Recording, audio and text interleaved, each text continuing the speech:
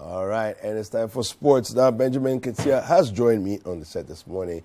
Ben. Charlie, what's going on? Charlie, I had a smiling weekend, though. I can tell. Oh, the smile hasn't faded yet. So the weekend was nice. Oh, it was sweet. Yeah, Charlie. You know, people feeling invincible because all those things. Like, you know, somebody has to bring somebody down to earth. I mean, let you know that you are not, you know, extra celestial. You're exactly. not above the clouds. You may be tall, but your head no reach the clouds yet. Love it.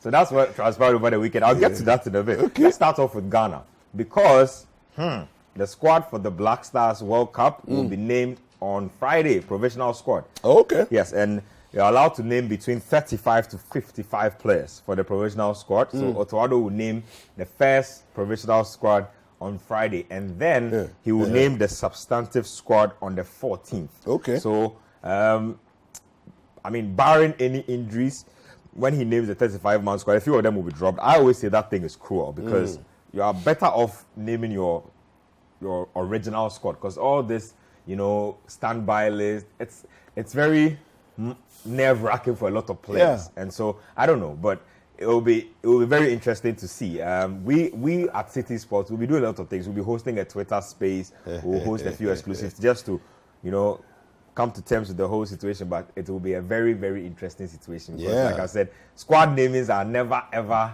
a pleasant thing. Yeah, it's never pleasant, especially for those who are on the brink of the team. I mean, there are those who know that regardless of how it goes down, they are on the plane to Qatar, and there are those who, regardless of how well they have played, their position is still a little up in the end. So, Otto Addo, we hope that you pick a squad that is capable of navigating Portugal, Uruguay, and South Korea, because that's very important. Talking about squad naming, Diogo Jota is out of the World Cup. I don't know. I just feel crushed for him. Charlie, I feel crushed for him. You know, like you said, the World Cup is the place, you know. So that's where you want to when go. you get an opportunity to go to the World Cup and an injury a few days before the World Cup, it takes you out like that, man. He posted a really emotional photo on Twitter. I'm sure you've seen it. So it was him in a stretcher from the Manchester City game, where he said that it's unfortunate that one of his dreams was crushed in the final minutes of what was a very good game for Liverpool. Yeah, Charlie. I just feel bad for him. I know. But I had a feeling that he was good to score against Ghana. I don't know. I don't know. So it's not like I'm happy. I'm actually sad. He's one of the players I actually really like. Diogo Jota. So he won't be making it to the World Cup. That's very sad. Klopp says he will be out for a long time. Oh, wow. Yeah, Charlie. It's a calf injury. It's a bad injury.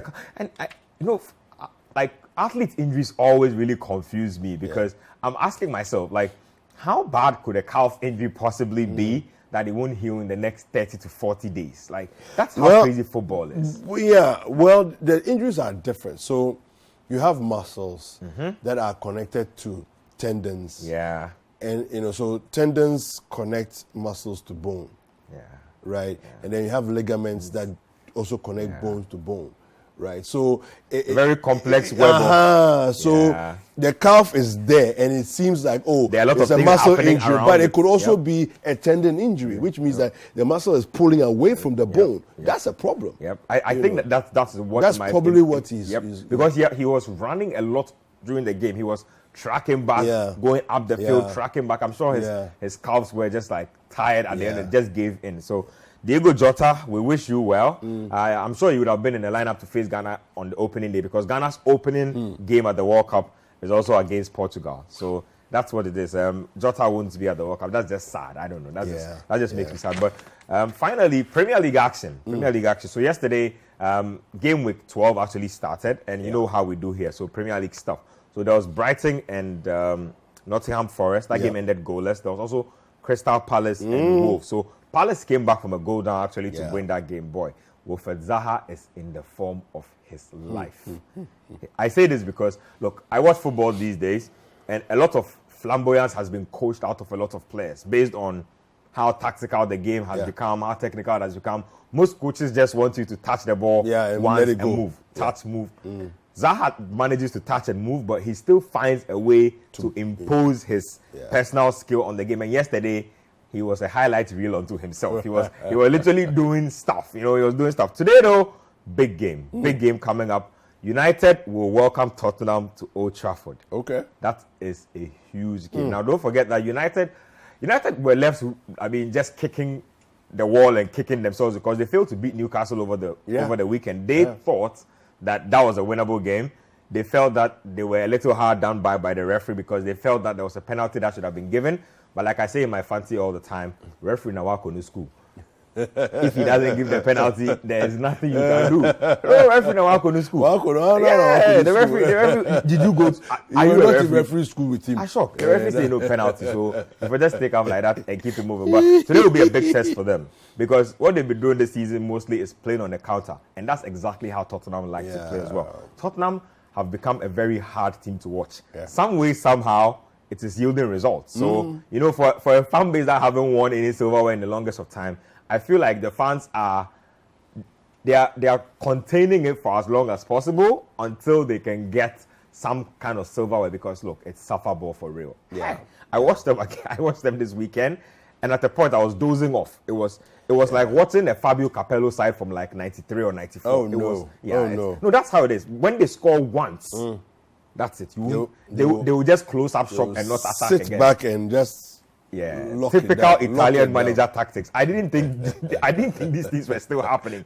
Antonio Conte is telling me that that's what it is. Like, I know the football purists will tell you that a team that does not need more than one goal to win a match is a good team and it's a championship caliber team. If you always need to score 2 goals, 3 goals, 4 goals to actually win games, there's a problem there. And so different schools of thought on this matter. I don't know where other people stand on this, but it's just very interesting for me. So without the fans, football is useless. True. Right? True. So you've got to make the game exciting for the fans. That's it. That's what I believe in. We're not playing football for the sake of playing football. Yep. All right? It's for the entertainment. All the plenty money that we are bankrolling and everything, it's because of the fans. Right? So because the fans must have fun. Thank you. So if you're not making it fun for the fans, then what are you doing? Yeah. That's what I'm saying. I feel like once they get their hands on a piece of silverware, they'll be like, okay, this is enough. Like, show us some actual football. Like, actually pass the ball between yourselves. What's this?